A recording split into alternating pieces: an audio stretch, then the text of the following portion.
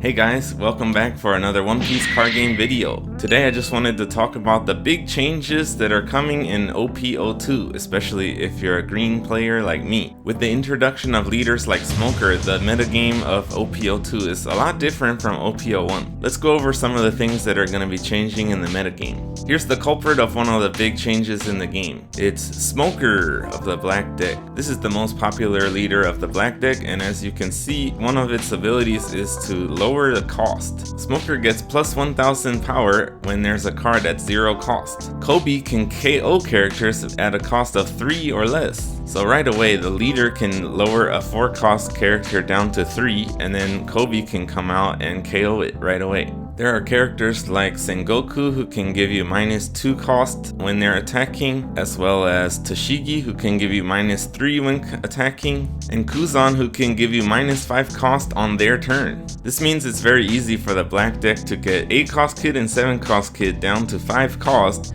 and then KO them with Sakazuki here. The Black deck is really powerful, but the interesting thing is that you're not gonna actually see them winning a lot of tournaments. Like, they do win tournaments, of course, but it doesn't make them the strongest deck overall.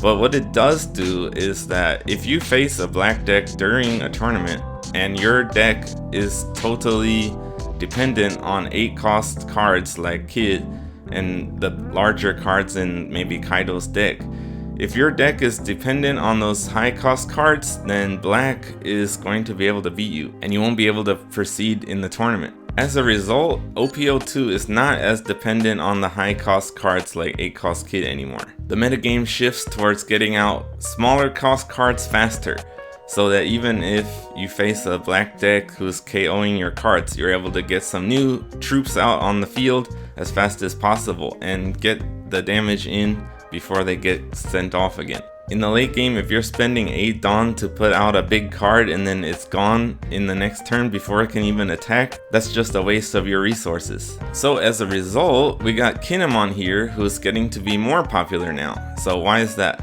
If you have 1 or less characters, the next time you play a Land of Wano type character card with a cost of 3 or more from your hand during this turn, the cost will be reduced by 1. If your deck is getting wiped out by Black, you're gonna be down to 1 or 0 cards sometimes, and that means you can play out important cards like Okiku, Izo for cheaper. You get to start the game a little faster because when you have 2 Dawn, you can play out an Okiku already. If a bunch of your characters get KO'd, you can still play them out a little cheaper again. The second thing that makes Kinemon a strong leader is that we now have Oden. Being an 8 cost card, you might not want to use him against Black because of the reasons I mentioned earlier, but when you're facing any other color, he's gonna be great. Oden's ability is basically the same as the Kid leader, except you don't need to throw away a card when you use it. Not only that, he's 8000 power as opposed to the leader Kid's 5. And if he gets KO'd, you can play a green Land of Wano character card with a cost of 3 from your deck, and then shuffle the deck. That's from the deck, not from your hand. So basically, Kinemon is able to get past the meta game of Black KOing everybody, and when you're fighting against other colors, you can put out Oden, who is a very strong card and basically replaces the Kid leader card. Unfortunately for us Kid players in OP01, we're gonna have to let go of Eustace Kid a bit. If you have 4 of 8 cost Kid in your deck, you might want to sell 2 of them before OP02 comes out because his value is gonna drop significantly. Here in Asia, the price of the 8 cost Kid character has reduced by like 5 times. On the bright side, some of the great Wano cards like Okiku have become even more powerful because they can be used with Kinemon's ability. Get them out early and start resting your opponent's characters right away.